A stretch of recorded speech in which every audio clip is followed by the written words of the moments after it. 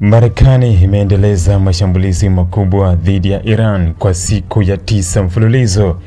Leo Jumatatu, Julai 20 mwaka 2026, huko operesheni zake za anga na makombora zikielekezwa katika maeneo mbalimbali yenye umuhimu wa kijeshi na kimkakati ndani ya Iran. Mashambulizi hayo yanaashiria kuendelea kwa awamu mpya ya vita kati ya mataifa hayo mawili ambayo kwa sasa imeingia katika hatua hatari zaidi, wakati hofu ikiongezeka kwamba mzozo huo unaweza kuenea na kuyahusisha mataifa mengine ya Mashariki ya Kati. Wakati huo idadi ya wanajeshi wa Marekani walithibitisha kufariki dunia tangu kuanza kwa awamu hii mpya ya mapigano imeongezeka na kufikia 3. Maafisa wa jeshi la Marekani wamesema vikosi vyao vinaendelea kutekeleza operesheni zao katika Iraq, Syria, Ghuba ya Uajemi na maeneo mengine ya kimkakati, huku vikosi vya anga na majini vikiongezwa ili kuhakikisha Marekani ina uwezo wa kujibu haraka endapo kutatokea mashambulizi mapya dhidi ya wanajeshi wake au washirika wake.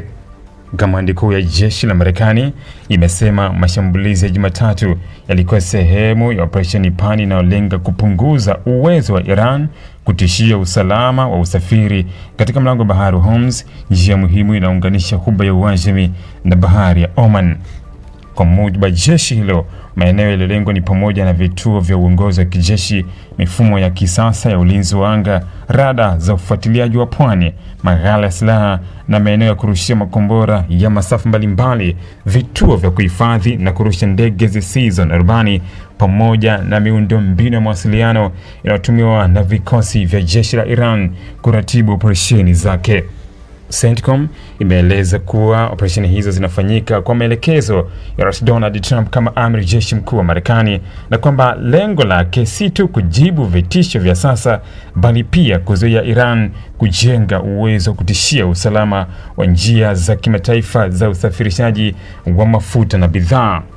Jeshi hilo limesisitiza kuwa vikosi vyake vitaendelea kuwa tayari, huku meli za kivita, ndege za kivita na mifumo ya ulinzi wa anga ya makombora ikiendelea kuimarishwa katika eneo lote la Mashariki ya Kati. Utawala wa Donald Trump umeendelea kuishutumu Iran kwa kujaribu kudhibiti mlango bahari wa Hormuz ili kutumia kama silaha ya kisiasa na kiuchumi dhidi ya mataifa mengine. Washington imesema Tehran inalenga kutumia njia hiyo muhimu kuwashinikiza wapinzani wake na kuathiri uchumi wa dunia kwa kutishia usafirishaji wa mafuta. Kwa upande wake Iran, shirika la habari la Tasnim limesema makombora Marekani yalipiga maeneo kadhaa nchini humo mapema leo Jumatatu.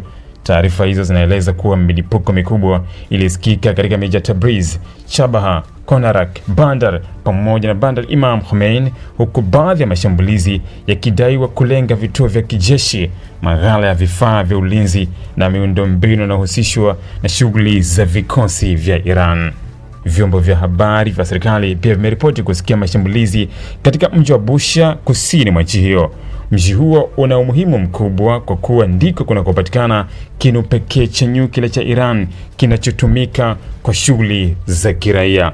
Ingawa kuna taarifa rasmi zilizothibitisha uharibifu wa kinu hicho, mashambulizi karibu na eneo hilo yameongeza hofu ya kimataifa kuhusu usalama wa miundombinu ya nyuklia, wakati vita vinavyoendelea vikizidi kushika kasi. Iran kwa upande wake imeonya kuwa itaendelea kujibu mashambulizi yoyote yatakayolenga ardhi yake, vikosi vyake au miundombinu yake muhimu.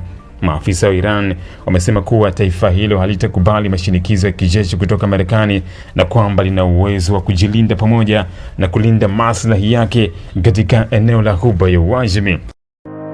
Ili kuwa mwanafamilia bora wa Global TV, usisahau kusubscribe, like, kushare na kucomment.